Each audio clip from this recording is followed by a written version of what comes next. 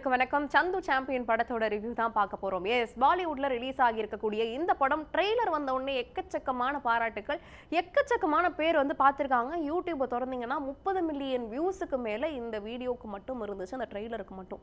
அப்படின்னா படத்தோட குவாலிட்டி வேற லெவல்ல இருக்கும் போல. ஸ்போர்ட்ஸ்மேன்ஷிப் வந்து பயங்கரமா தீர ஆராய்ச்சி இந்த படத்தை டெப்தா காட்ட போறாங்க போல இருக்கு அப்படின்னு நினைச்சிட்டே இருக்கும். எஸ், அதே மாதிரி தான் இந்த படமும் இருந்துச்சு. ஆனா போய் காசு கொடுத்து பார்த்து தியேட்டர்ல உட்காந்து என்ஜாய் பண்ற அளவுக்கு இந்த படம் இருக்கா அப்படின்னு எல்லாருக்குமே டவுட் இருக்கும். அந்த டவுட் எல்லாம் கிளியர் பண்றதுக்காக தான் இந்த ரிவ்யூல நிறைய விஷயங்கள் பேச போறோம். பேசலாமா? முரளிகாந்த் பெட்கர் அப்படின்னு சொல்லிட்டு வார் டைம் ஹீரோவா இருக்க ஒரு ஆளு எப்படி போய் பாரா ஒலிம்பிக்ஸ்ல மெடல் அடிக்கிறாரு அப்படிங்கிறது தான் இந்த படத்தோட கதை. ஆன்லைனா சொல்லணும்னா இதாங்க படத்தோட கதை. ஸோ கேடி ஜாதவ்னு சொல்லிட்டு ஒரு ஒலிம்பிக்ல மெடல் அடிக்கிறவர் இருக்காரு. அவரை பார்த்து இன்ஸ்பயர் ஆகிற ஹீரோ தான் வந்து தானும் வந்து ஒலிம்பிக்ல ஜெயிச்சு மெடல் அடிக்கணுங்கிற ஆர்வம் வருது. அது மட்டும் இல்லாம இந்த படத்துல இன்னொரு முக்கியமான விஷயம் கான்சென்ட்ரேட் பண்ணிருக்காங்க. ஒரு ஸ்போர்ட்ஸ் மேன் இல்லைன்னா ஒரு கோலை நோக்கி ஓடுறவங்க எல்லாருக்குமே ஒரு இலக்கு இருக்கும். எவ்வளவு கஷ்டப்பட்டாலும் பரவாயில்ல, தன்னோட இலக்கை அடைஞ்சே ஆகணும் அப்படிங்கிறது தான்.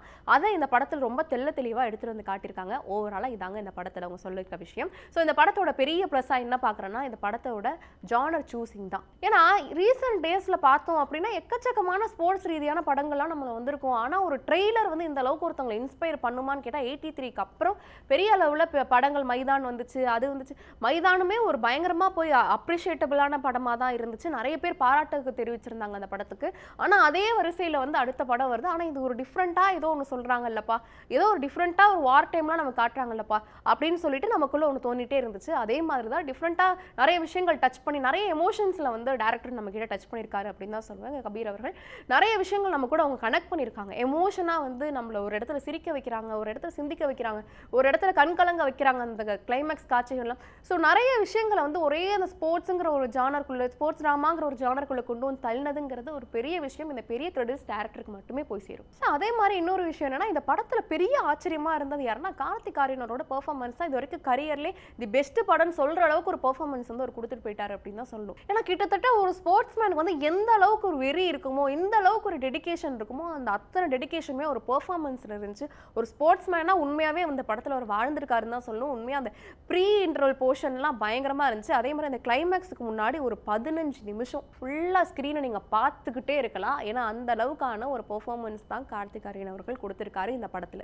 அதே மாதிரி இந்த படத்துல கோச்சா ஒருத்தர் வராரு. அவர் அதுக்கு மேல கலக்குன்னு கலக்குறாரு. இவங்க ரெண்டு பேரோட காம்பினேஷனுமே சில இடங்கள்ல வந்து ரொம்ப நல்லா இருக்கு. அவர் ஜெயிக்கும் போது இவர் கண் கலங்குற காட்சிகளா இருக்கட்டும், இல்ல எமோஷனலா இவங்க வெளிப்படுத்துற நிறைய இடங்கள் வந்து உண்மையாவே புல்லரிக்கிற மாதிரி தான் இருந்துச்சு. இவங்க ரெண்டு பேரும் தான் இந்த படத்துக்கு பெரிய பில்லர்ஸா இருந்தாங்க, பெரிய பெர்ஃபார்மன்ஸா இருக்காங்க. ஸோ கார்த்திக் ஆரியன், விஜய் ராஜ் இவங்க ரெண்டு பேர் தான் இந்த படத்துக்கு வந்து பெரிய பில்லர்ஸா இருக்காங்க. இவங்க ரெண்டு பேர் இல்லைன்னா இந்த படம் வந்து இந்த அளவுக்கு எமோஷனலாக நம்மளை ட்ரிகர் பண்ணுமான்னு கேட்டால் பெரிய டவுட்டாக தான் அமையுது. இவங்களை தாண்டி 4 பெரிய பெர்ஃபார்மர்ஸ் வந்து படத்துக்குள்ளே வராங்க. ஆனால் அவங்க வந்துட்டு போகிற இடம் கூட பெரிய அளவில் நம்ம இம்பாக்டை கிரியேட் பண்ணிட்டு வருது. கொஞ்சம் போர்ஷன் வந்தாலும் அவங்களுக்கு கொடுத்த ஸ்பேஸை வந்து கரெக்டாக யூஸ் பண்ணிட்டு போகிறாங்க. நிறைய விஷயங்கள் ரிவீல் பண்ணால் இந்த படத்தோட அந்த இன்ட்ரெஸ்டிங்கான நிறைய விஷயங்கள் உடையும். ஸோ அந்த கேரக்டர்ஸ் யார் என்னென்ன பண்ணாங்க அப்படிங்கிறத நீங்கள் தேட்டரில் போய் வாட்ச் பண்ணுங்க. ஸோ அதே மாதிரி அந்த போஸ்ட் இன்டர்வல் சீன்ஸ் எல்லாமே வந்து ரொம்ப அழகாக டெக்னிக்கலாக கொண்டு போயிருப்பாங்க. இந்த படத்தில் இவங்களோட பெர்ஃபார்மன்ஸ் ஒரு சைடு இருந்துகிட்டே இருந்தாலும் டெக்னிக்கலாக இந்த படம் நிறைய இடங்களில் பேசுது.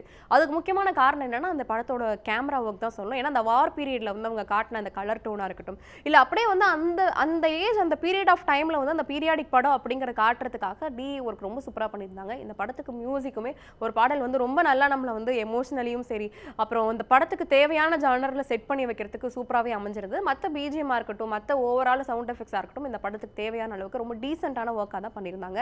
இந்த படத்தில் ஓவராலாக சொல்லணும்னா டெக்னிக்கலையும் படம் ரொம்ப ஸ்ட்ராங்காக இருந்துச்சு. இந்த படம் ஆக்டிங் வைஸ், பெர்ஃபார்மன்ஸ் வைஸ் எல்லாருமே நல்லா பண்ணி கொடுத்துட்டாங்க. இந்த படத்தில் ஒரே ஒரு வருத்தம் என்னவா இருந்துச்சு அப்படின்னா, முரளிகாந்தோட சின்ன வயசு போர்ஷன் வந்து மகாராஷ்டிராவில் ஒரு இடத்துல காட்டுவாங்க. அது 2011 வந்து ஓம் சர்மாவோட படம் வந்து ரிலீஸ் ஆகியிருக்கும், பாக் மில்கா பாக்னு. ஸோ அந்த போர்ஷன்ஸ் வந்து பார்க்குற மாதிரி நிறைய இடங்கள்ல இருந்துச்சு. அதை தாண்டி இன்னும் நிறைய ஸ்போர்ட்ஸ் ட்ராமா ஜானர் உள்ள சேம் பேட்டர்ன் தான் இவங்க வந்து யூஸ் பண்ணியிருக்காங்க. அவர் கூட்டம் வந்து என்ன சொல்லணும்னா, இவன் ஸ்போர்ட்ஸ் மேன் ஆயிடுவானா அப்படின்னு கேலி பண்ணும். அதே கூட்டம் வந்து அவன் ஸ்போர்ட்ஸ் மேனாக ஜெயிக்கும் போது கை தட்டுற அதே காட்சிகள் தான் இந்த படத்தில் இருந்துச்சு. நிறைய காட்சிகள் வந்து நம்ம நிறைய படங்களில் பார்த்துருப்போம். அதெல்லாமும் தொகுத்து இந்த படத்தில் அங்கங்கே சில சீன்ஸ் வைக்க தான் செய்கிறாங்க. ஆனாலும் இந்த படம் வந்து ஏதோ ஒரு விதத்தில் நம்மளை எமோஷ்னலாக டச் பண்ணுது. ஏதோ இந்த கதை வந்து நமக்குள்ள ஆழமாக ஒரு விஷயத்த சொல்ல வரதுனால இந்த படம் ஒரு நல்ல படமாக தான் இந்த வீக்கெண்ட் ரிலீஸ் ஆகியிருக்கு. ஒரு குட் டீசென்ட் வாட்சாக வந்து இந்த படம் அமைஞ்சிருக்கிறதுனால கண்டிப்பாக போய் நம்ம என்ஜாய் பண்ணுற அளவுக்கு தான் இந்த படம் இருக்குது. ஸோ மேலும் இதே மாதிரி நிறைய ரிவ்யூஸோடு சந்திக்கலாம். Until then tata way from Shweta. செய்திகளை உடனுக்குடன் தெரிந்து கொள்ள உடனே சப்ஸ்கிரைப் பண்ணுங்க.